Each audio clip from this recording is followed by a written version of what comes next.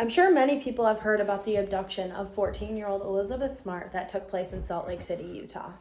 Although this occurred 20 years ago, the importance of this story stays with us because she published a memoir based off the experience.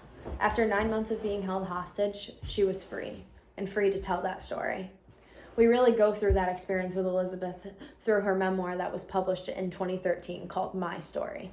Because of this experience, Elizabeth has spoke out in the public many times. Specifically in an interview with USA Today, published in 2018, she talks about her experience in recovery.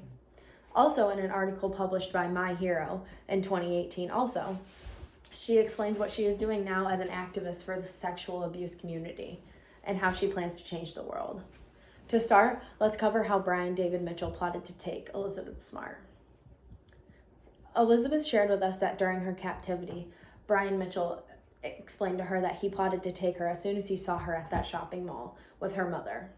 He went up to her mother and asked if he could repair their roof and rake some leaves, as she had mentioned that needed to be done. So he went to the home and did that, but it was only a plot to find her bedroom window, he told Elizabeth. So the night happened that he wanted to do that, and he came and checked if any of the doors were open. No doors were open. He then couldn't get to a Smart's window, so he checked if any other windows were open.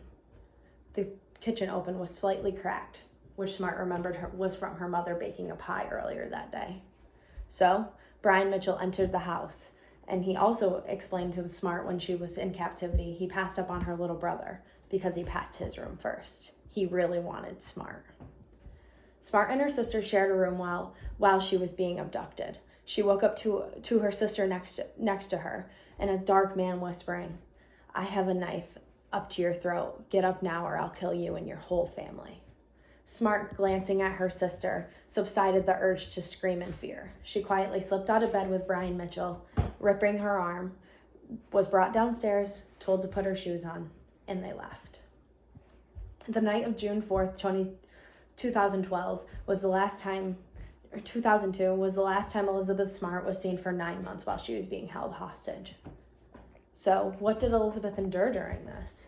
In the article My Hero written about Elizabeth, she proclaimed that she said he could kill me with nothing but his bare twist of his hands.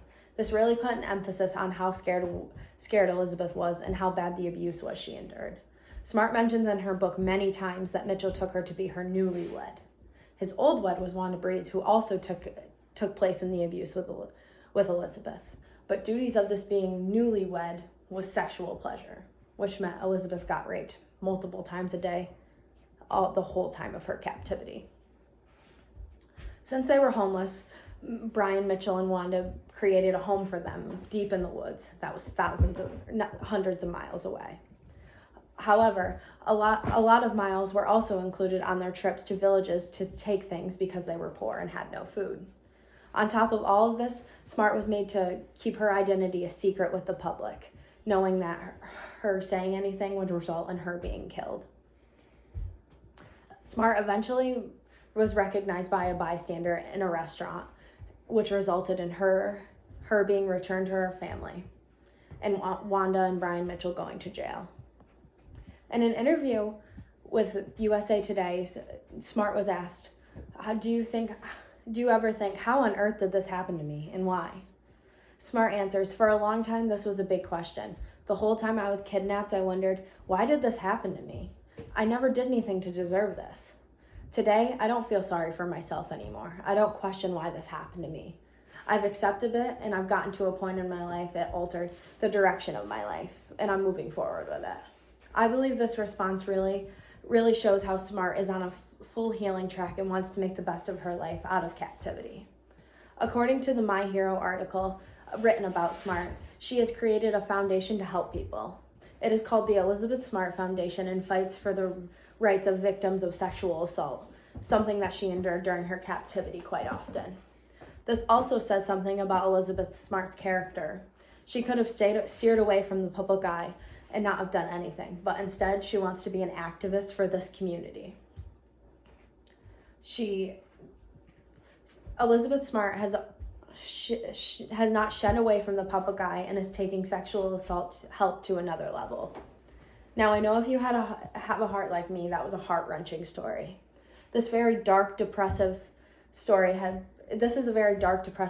but it needs to be shared in order to protect other women, see signs of people who might be in captivity as a hostage, and support others who have endured this abuse or any other abuse.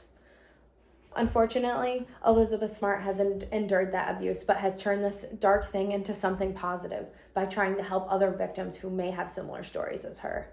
Even after 20 years, Elizabeth Smart's disappearance, recovery, and activism is still talked about, and she is doing great things for our world.